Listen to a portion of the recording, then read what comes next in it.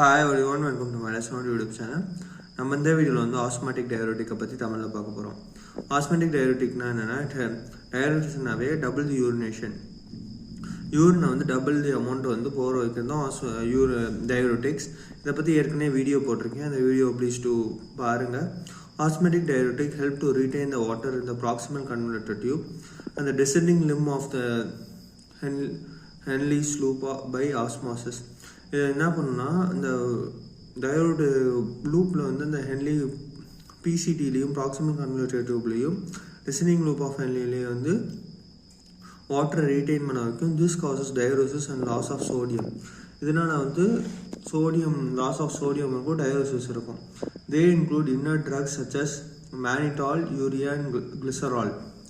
They are ineffective when they administer orally.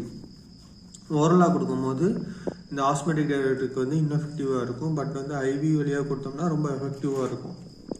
Uses பார்த்தோன்னா, these are used main in the urine volume, used to maintain the urine volume to prevent oliguria during hemolysis and shock.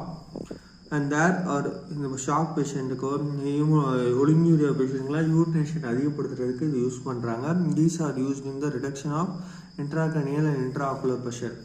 Intracranial and intraocular ப்ரெஷரில் ஏதாவது fluid accumulate ஆகிருந்துச்சுன்னா இந்த மாதிரி drugs கொடுத்தோன்னா double யூரினேஷனால் உடம்புல வந்து liquid content குறையும். So வந்து இன்ட்ராஆக்குலர் ப்ரெஷரும் intracranial ப்ரெஷர்லாம் leave ஆகிறதுக்கு வந்து யூஸ் பண்ணலாம். இதோட அட்வர்ஸ் எஃபெக்ட்ஸ் பார்த்தோன்னா, dehydration, ECF volume expansion, headache, hyper allergic reaction. இதுதான் இதோட அட்வர்ஸ் எஃபெக்ட்ஸ். தேங்க்யூ. இந்த வீடியோ பிடிச்சிருந்துச்சுன்னா லைக் பண்ணுங்கள், ஷேர் பண்ணுங்கள், சப்ஸ்கிரைப் பண்ணுங்கள்.